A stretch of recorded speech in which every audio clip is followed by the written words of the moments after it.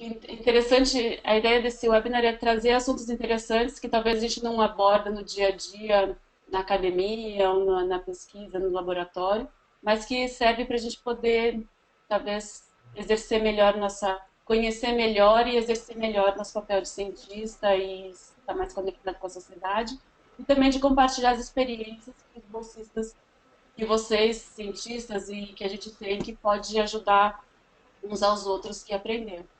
Então, nesse processo, então a gente tem conversado, já teve várias apresentações, e o Ketson, numa das conversas, a gente estava falando sobre essas plataformas de colaboração científica para divulgação de pesquisa e de publicações, e como que às vezes a gente não usa porque não sabe muito bem usar. Então, o Ketson fez a pesquisa e vai apresentar para a gente o que ele descobriu. O Ketson, você pode se apresentar, Ketson, mas ele faz doutorado na Colômbia, e daí você fala todos os detalhes. Então, Ok, olá pessoal, tudo bom? Eu sou o Ketson, né? Eu faço aqui, como o Tati falou, eu faço aqui doutorado aqui na Colômbia, em Engenharia Civil, aqui no Departamento de Engenharia Civil. E foi justamente essa a ideia, né? Em algumas reuniões o pessoal veio com essa ideia de justamente falar um pouco sobre essas redes, né? E surgiu mais como dúvida, assim, como é que funciona, o que tem por trás, como as pessoas podem fazer uso dessas redes, né? De uma maneira bem interessante para a ciência. Então, a ideia é justamente apresentar um pouco sobre elas, né? Então, acho que eu posso começar a apresentação, né, Tati? pode sim. Então, deixa eu abrir aqui.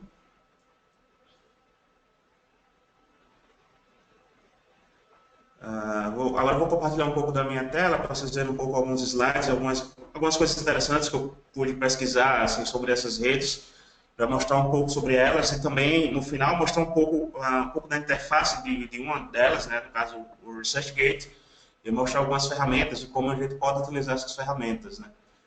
Então, uh, vocês conseguem ver agora a minha tela? Ok. Então, a ideia é justamente falar um pouco sobre justamente essas redes sociais científicas e como elas podem ser úteis, né? E onde é que se inicia a ideia? Como a gente falou antes, essa ideia surgiu justamente dessa discussão sobre como usar essas redes, né? Então, basicamente, partindo do conceito de rede social, uma rede social é basicamente uma conexão entre pessoas com interesses ou interesses em comum ou interesses diversos, né, onde elas podem se conectar de uma maneira muito mais eficiente, né, usando a internet, né, uma maneira muito mais eficiente do que a maneira que era feita há um tempo atrás. Então, a partir do advento dessas redes, né, surgiu diversas ideias, como, por exemplo, de uma maneira bem inovadora, né, que foi a inserção do conceito de negócio dentro da rede, né, de web marketing, todas aquelas coisas referentes a negócios dentro das redes, né, através das redes sociais mais comuns, né, o Facebook, o Twitter, o próprio LinkedIn e assim sucessivamente. Então, alguns cientistas perceberam a necessidade de também usar essas redes de uma maneira que possa conectar pessoas com interesses comuns dentro das redes, né, de uma maneira com que essas pessoas não fiquem tão distantes, diminuir um pouco a distância entre as pessoas dentro do mundo científico. Então, a partir daí, né, as pessoas que tiveram essa experiência, né, já com as redes sociais mais comuns, conseguiram transportar isso para as redes para si, dentro do mundo da ciência. Então, a ideia é justamente unir essas duas coisas, né, e tornar o mundo um pouco mais conectado, né, e também dentro da ciência, né. Então, falando um pouco, mostrando um pouco essa motivação, né, eu queria apresentar alguns tipos de redes, né, que a gente tem, né, como, por exemplo, algumas redes expositivas, do tipo plataforma Lattes, né, que é bastante comum para a gente no Brasil, e o próprio Google Scholar, né, apesar de serem diferentes, né, em si, a plataforma Lattes é apenas uma espécie de banco de dados de currículo. O Google Scholar, ele consegue fazer um pouco do histórico de publicação do cientista dentro da própria internet, então ele consegue de maneira até automática linkar citações e publicações do cientista, que é uma ferramenta também bem poderosa, né, e bastante útil, assim. Então eu gostaria de chamar essas aqui um pouco mais expositivas, né, que elas não são diretamente uma rede social, uma interativa, assim, né? Existem as interativas, eu gostaria de destacar inicialmente essas quatro, o próprio LinkedIn, que apesar de ser uma rede mais voltada para o mercado, né, a indústria em si, ela também agrega a parte científica, pois as universidades estão lá dentro, vários cientistas estão lá dentro, né, jogando oportunidades de bolsas, oportunidades de emprego lá dentro do LinkedIn. As mais científicas, né, que são as que eu vou destacar aqui, você pode falar da ResearchGate, do Academia e do Mendeley, né? Eu vou falar um pouco sobre elas mais à frente.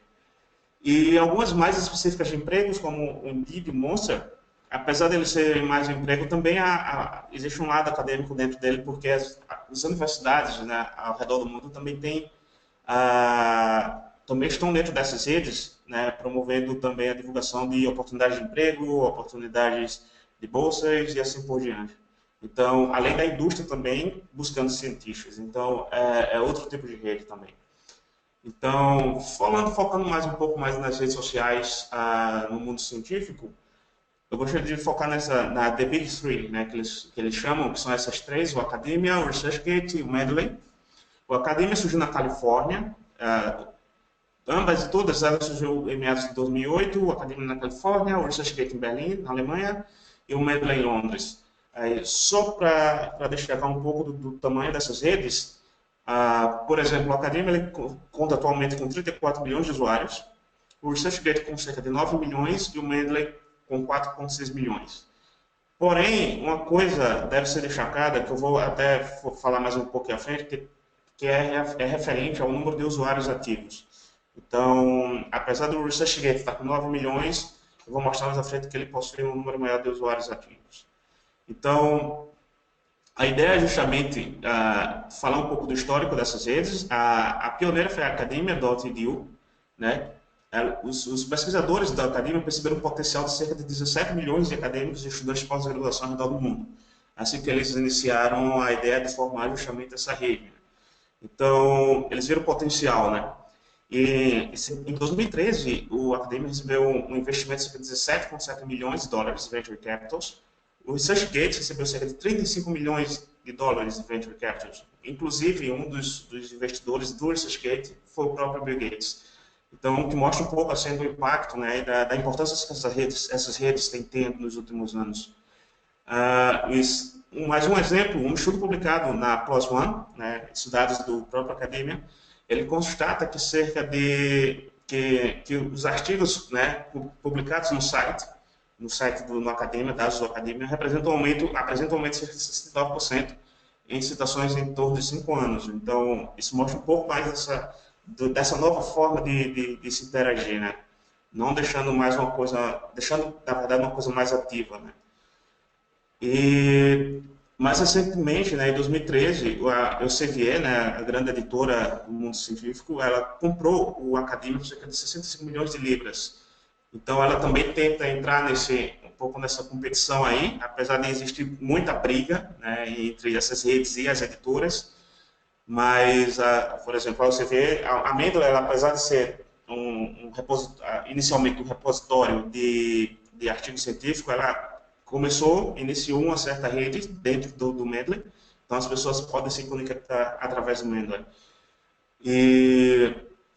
Mas no futuro, existe uma perspectiva, né? As pesquisas indicam que existe um grande potencial dessas redes serem usadas para contratação de pessoas, né? E professores, pesquisadores, doutorandos, e também para aprovação de financiamento, né? Dos grants. Isso de acordo com o relatório da The Market Tide, lançado no Reino Unido em 2014. Então, isso mostra um pouco do potencial que essas redes têm, né, de crescimento ainda. Então, a ideia justamente dessas redes é falar um pouco de como, por exemplo, algumas perguntas que surgem. Como aumentar o impacto da sua pesquisa usando as ferramentas online? Como encontrar os colaboradores? Né? Como buscar, por exemplo, posições profissionais e bolsas dentro dessas redes, né? Quais são as métricas de desempenho que essas redes adotam? Como tirar dúvidas e responder perguntas na espécie de um fórum e aumentando o impacto do perfil, né? Fazendo com que o perfil se torne mais visível. Né? Então, baseado nessas perguntas, que são as perguntas que surgem, né? Surgiram durante a conversa, né? Eu vou focar um pouco mais no ResearchGate, eu vou mostrar por quê. Né? O ResearchGate ele foi criado em 2008 na Alemanha, e atualmente ele conta com 9 milhões de usuários, né, incluindo 52 prêmios Nobel. Né? Então, isso mostra um pouco da importância dessa rede. Ela é a maior rede social acadêmica em termos de usuários ativos, como tinha falado antes. Isso de acordo com um estudo da Nature, em um estudo publicado na Times Higher Education, né, que é aquela companhia, aquele site que mostra aqueles rankings de universidades também ao redor do mundo. E, por exemplo, só um exemplo, a taxa de crescimento do ResearchGate de 2009 a 2011 foi de cerca de 4.000%, indo de 25 mil usuários até 1 milhão de usuários, e de 2011 para agora, 2016, né, eles apresentam, né, um crescimento de 1 milhão de usuários até 9 milhões. Então, isso mostra basicamente o quanto essa rede tem crescido. Né? E só um exemplo, uma pesquisa recente para mostrar o interesse dos próprios cientistas assim, nessas redes. Isso é uma pesquisa desse ano, 2016, de fevereiro, que mostra justamente o impacto do indicador de performance do ResearchGate em relação à performance do pesquisador. Então, em resumo, eles mostraram que o índice do ResearchGate pode ser um indicador efetivo de medida de performance individual do pesquisador. Esse é um artigo desse ano. Então, existe muita gente interessada em como essas redes elas podem impactar justamente a performance do pesquisador. Né? E um dado interessante é que isso aqui é uma pesquisa feita da Utrecht University com cerca de 20 mil pessoas ao redor do mundo, né? E que mostra que, por exemplo, por país, o número de usuários, né, dentro daquela amostra de 20 mil pessoas, o número de usuários no ResearchGate por número de usuários do Academia. Então, China e Japão, cerca de quase 6 usuários no ResearchGate para cada usuário do Academia. Brasil e Estados Unidos se mantém ali próximo de 2, mas todos esses países, que são países de ponta, assim, em termos de pesquisa, eles sempre apresentam um valor maior que 1, então mostrando que tem mais usuários ativos no ResearchGate que no Academia. Né? Agora, fazendo a mesma pesquisa por disciplina, isso mostra que a maioria das disciplinas possui mais pesquisadores dentro do ResearchGate que dentro do próprio Academia. A única diferença é Direito e Artes e Humanidades aqui, consta com esse valor menor que 1, que é mostrando que tem mais usuários da Academia que no ResearchGate. E cerca desses usuários, 61% dos que publicaram menos um artigo tem um perfil na rede. Então, isso mostra um pouco da dinâmica dessa rede, né? Que ela se mostra bastante dinâmica. Né? Então, esse é um pouco do ResearchGate. Eu queria mostrar também agora, dentro do próprio ResearchGate, como é que as ferramentas funcionam, que isso foi uma parte que veio justamente da dúvida do pessoal. Então, eu vou mostrar dentro da rede, mostrar como é que ela funciona, né? E praticamente quem tem afinidade com ferramentas como Facebook, né, Twitter, não vai ter muita dificuldade em manusear essa rede, né? Em saber onde estão todas as ferramentas e como as pessoas podem usar essas ferramentas de uma maneira mais ótima. Então, eu vou abrir aqui de novo a minha tela. Então, basicamente, isso aqui é a área principal do ResearchGate, né? Onde você tem essas abas aqui, tem a Home, a Questions e Jobs.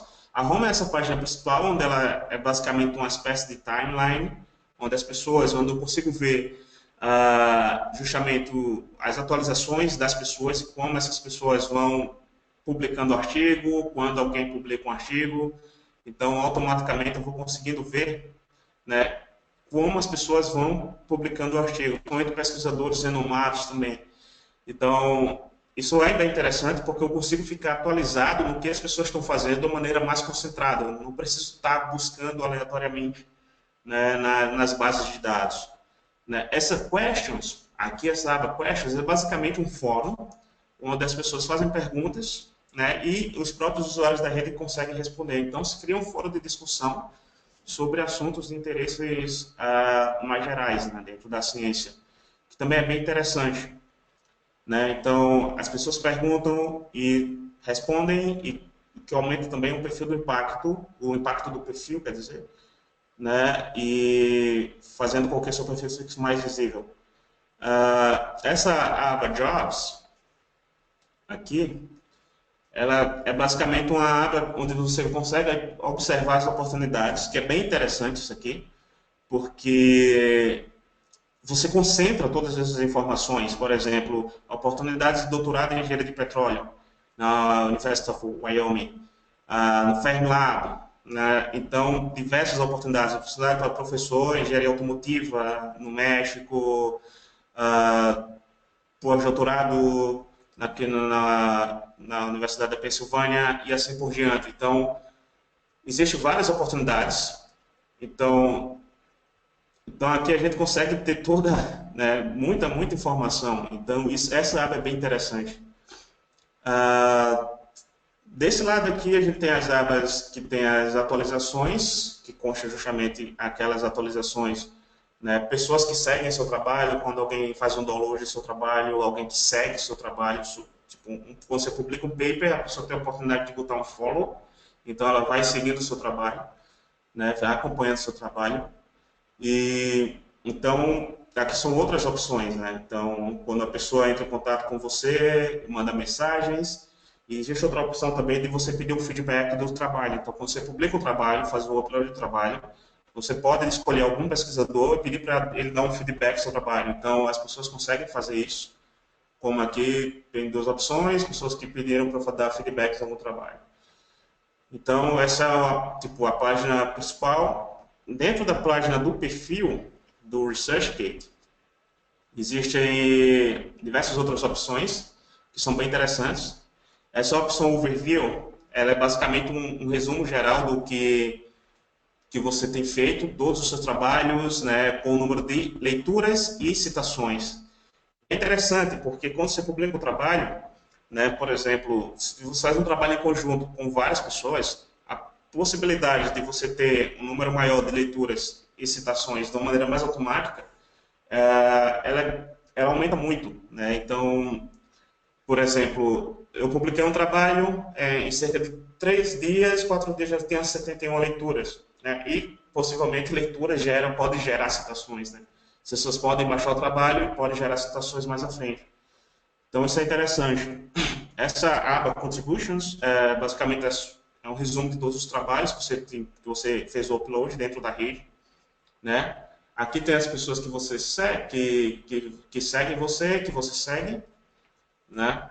Então, do dado following, que é bem interessante. Tem a timeline, essa é uma ferramenta bem interessante, mas de uma maneira mais pessoal, porque você consegue acompanhar justamente o que é que você fez desde o começo, né? Quando você publicou seus papers, quando você começou algum curso específico, quando terminou. A info é basicamente um CV, que você obtém aqui. Então, você consegue ter um CV, as pessoas podem fazer um endossi das suas habilidades, né?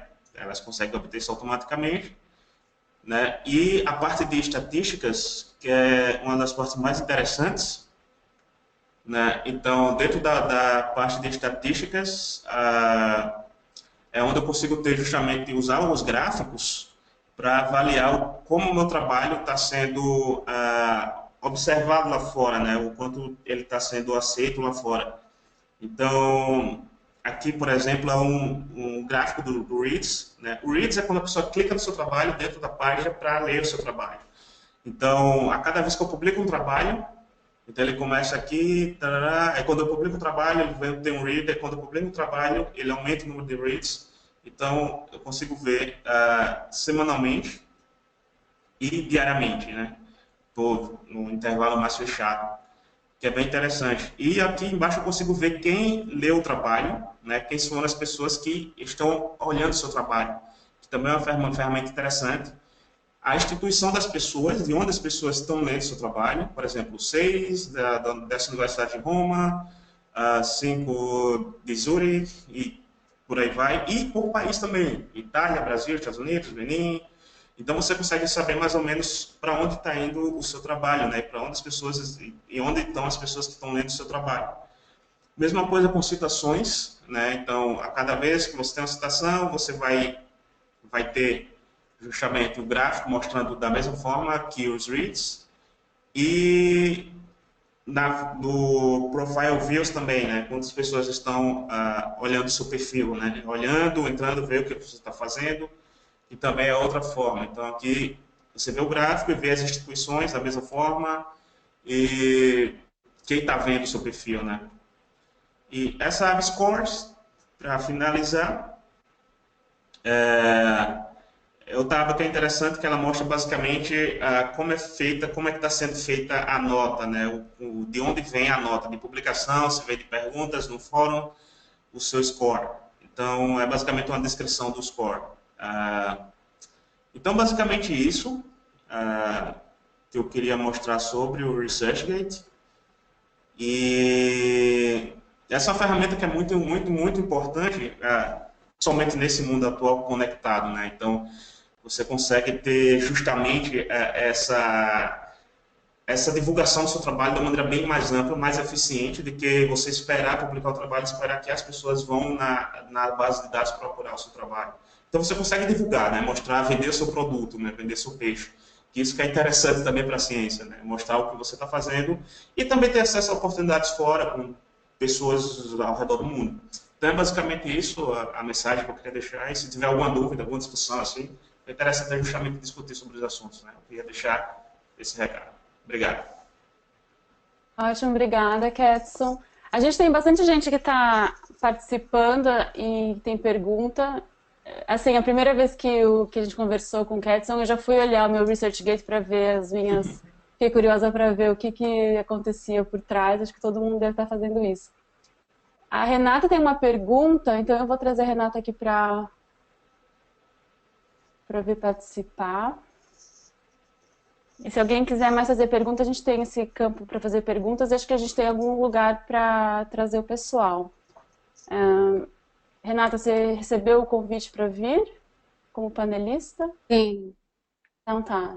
Eu não sei como que eu entrei aqui. Eu entrei pelo computador, geralmente eu entro pelo iPad, então eu não Então, sei como. você deve ter algum...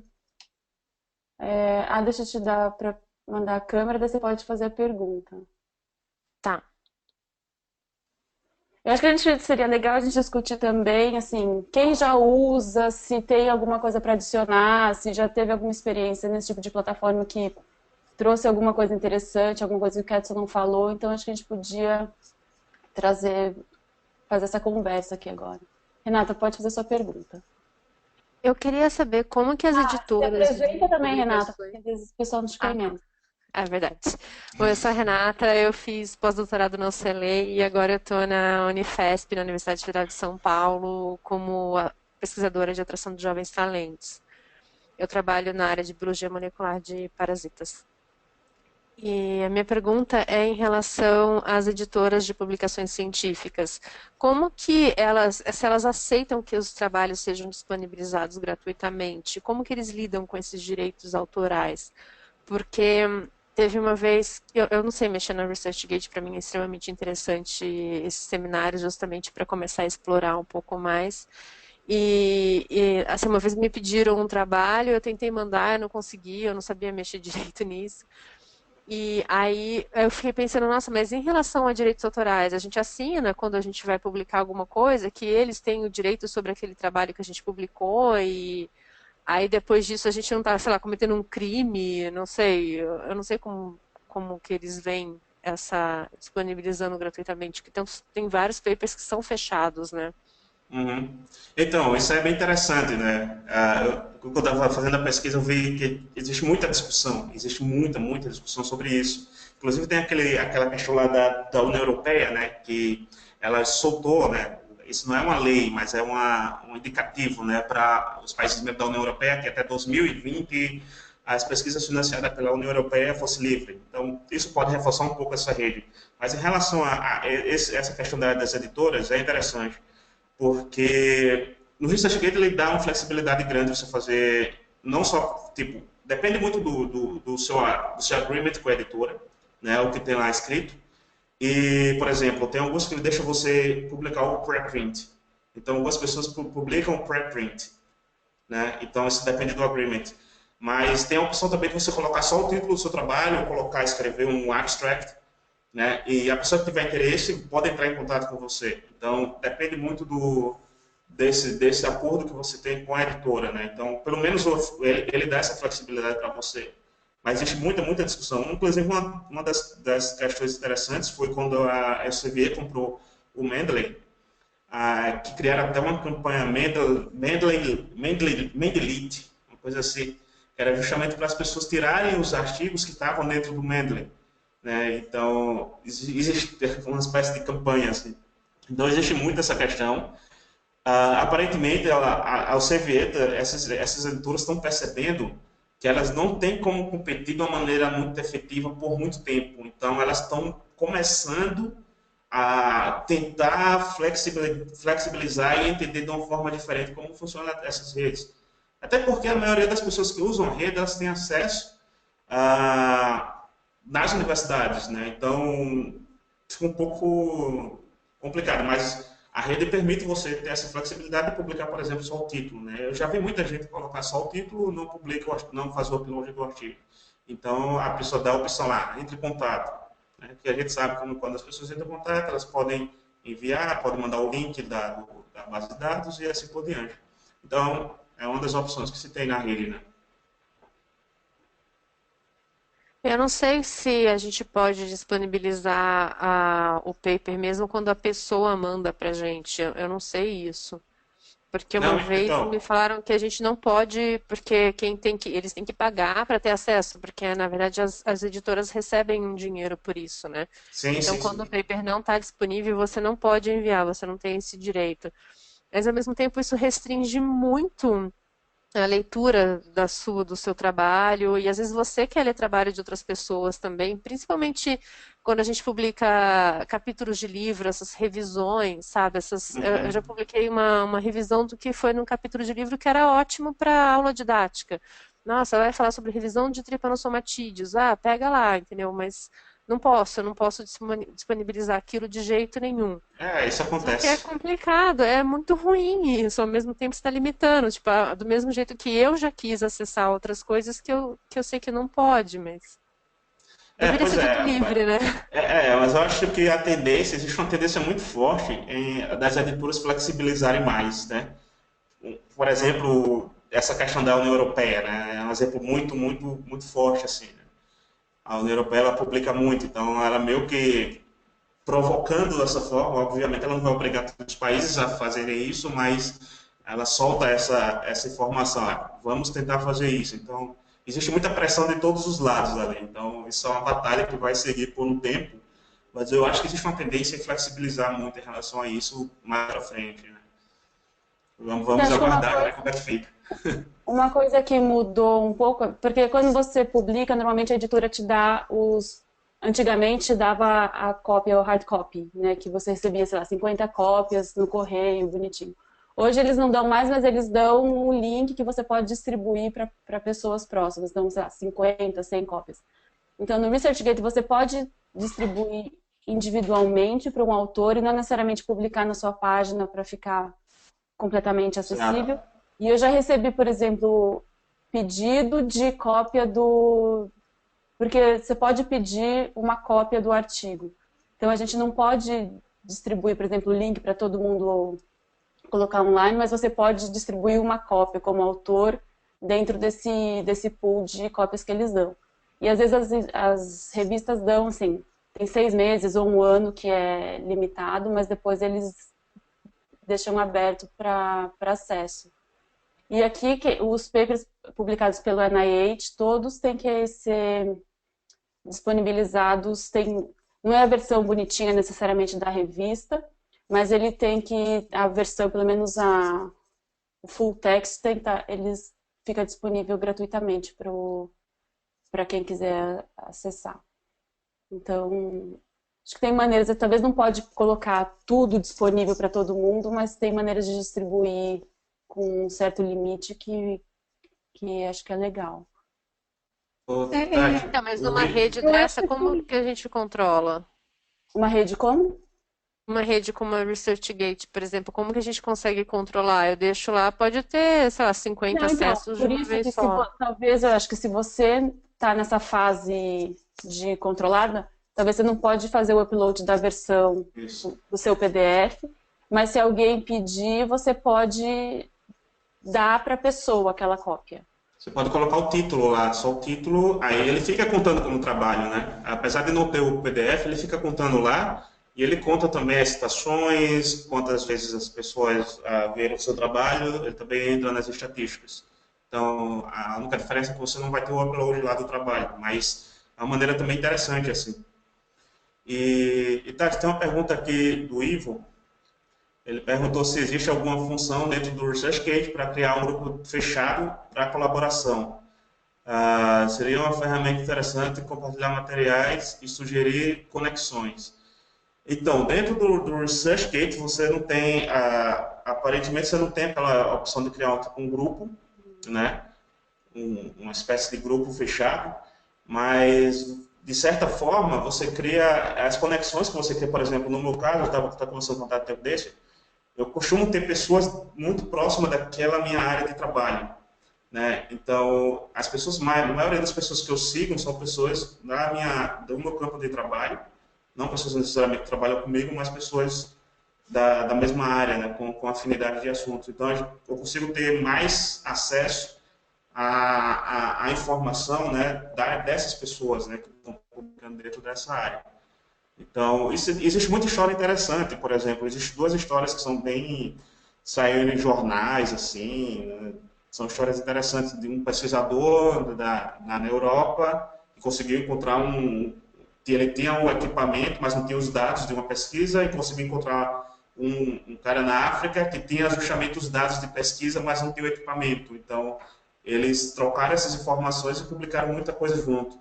Tem outros também, um pesquisador na Espanha encontrou um pesquisador lá na Ásia, um estudante de doutorado lá na Ásia, e eles conseguiram publicar também bastante coisa, descobriram uma forma de produzir biodiesel através do sabugo do milho e publicaram. Então, existem algumas histórias interessantes dentro dessa rede. Então, as pessoas conseguem manter esse contato, né? Então, não existe uma espécie de grupo, mas dessa forma ainda consegue ser bastante eficiente.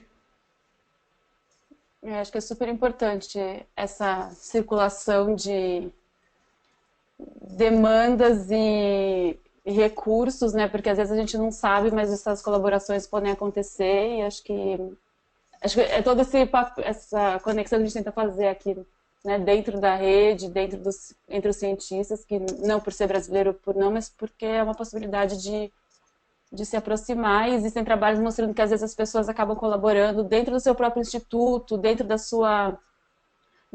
seus vizinhos, porque é mais fácil, são as pessoas com quem você acaba conversando, mas é interessante saber mais do que os outros estão fazendo para viabilizar essas colaborações. Crissi, vocês estão me ouvindo? a gente te ouve, mas a gente não te vê por algum A motivo. minha câmera não está funcionando por algum motivo, mas eu queria fazer alguns comentários. Antes se apresenta. Meu nome é Cris, eu estou fazendo doutorado sanduíche, eu sou psicóloga, eu estou aqui no Instituto de Psicologia de Harvard e achei muito interessante o tema, porque justamente eu estou num momento muito de buscar relações e procurar, né, possibilidades dentro das ferramentas que a gente já disponibiliza. Eu utilizo muito a maioria das ferramentas, né, que o Ketson falou, como, por exemplo, o ResearchGate e o Mendeley, por exemplo, né? São duas ferramentas que eu gosto muito.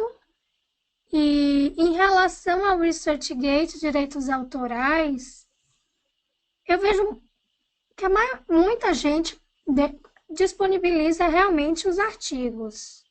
Não vejo muito problema em relação a isso.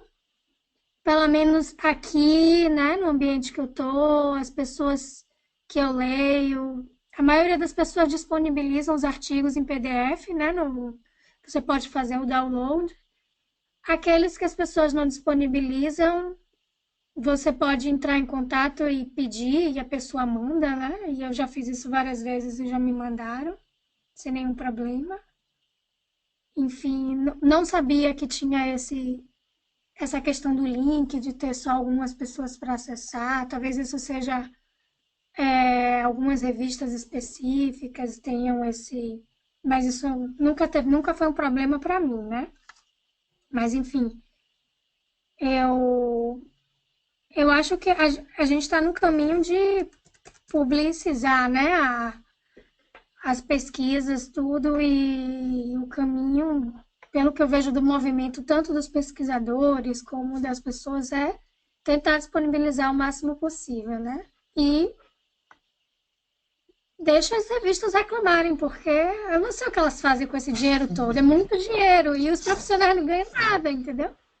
Então, realmente, pelo que eu vejo, assim, vocês já devem ter visto algumas reportagens falando, né, que tem revista que é criada só para ganhar dinheiro mesmo, a indústria, né? Então, eu acho que eles não estão muito preocupados com a gente estar disponibilizando no ResearchGate, não. Pelo menos é a minha opinião, né?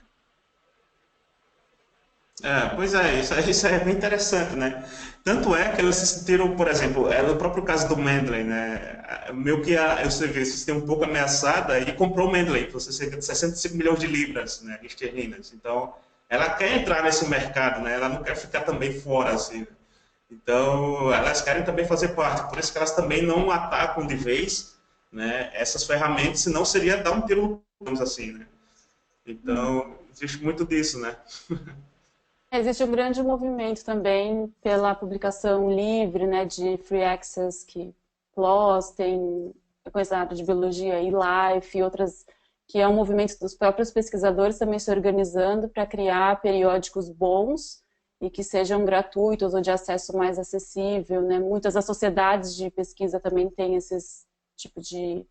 Porque tem um limite, claro, elas precisam se manter, mas concordo que tem um movimento bem grande contra essas editoras que cobram de todos os lados e não...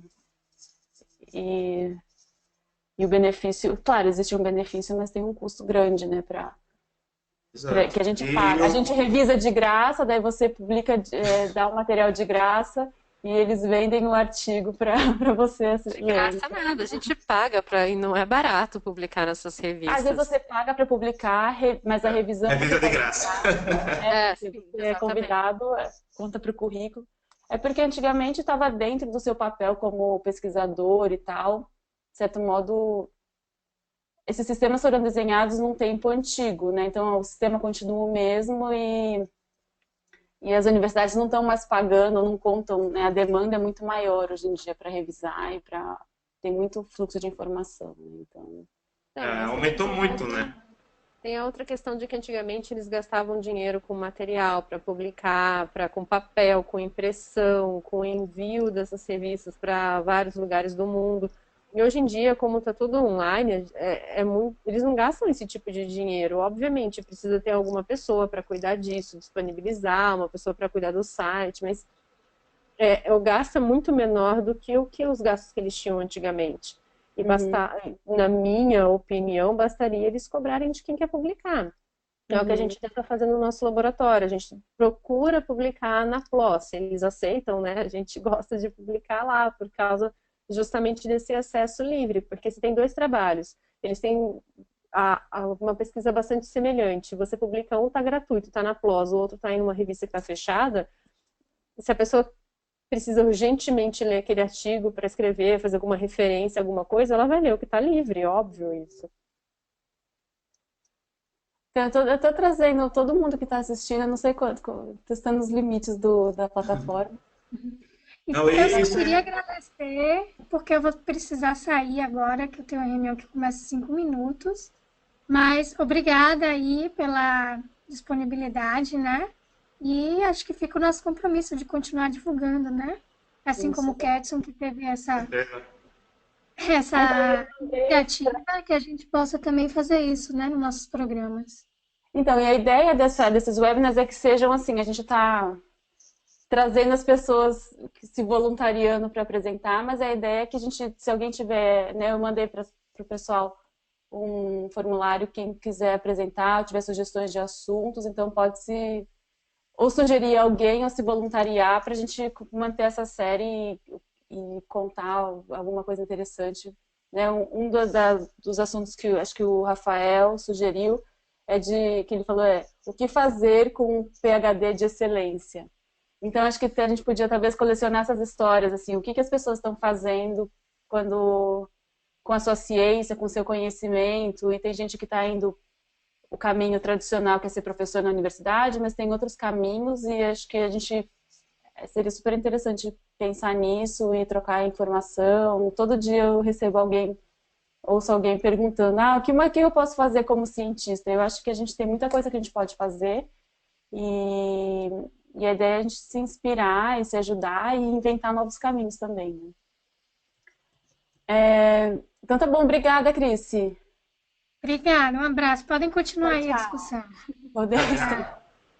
Eu chamei o Nathan, a Nathan, desculpa, a Viviane. Oi, Viviane. E o Flávio. Se vocês quiserem falar alguma coisa, a gente pode falar. O Flávio está sem microfone. Mas se alguém quiser. Ivo quer falar alguma coisa? Senão a gente já pode ir concluindo. Eu vou concluir então a gravação e daí depois a gente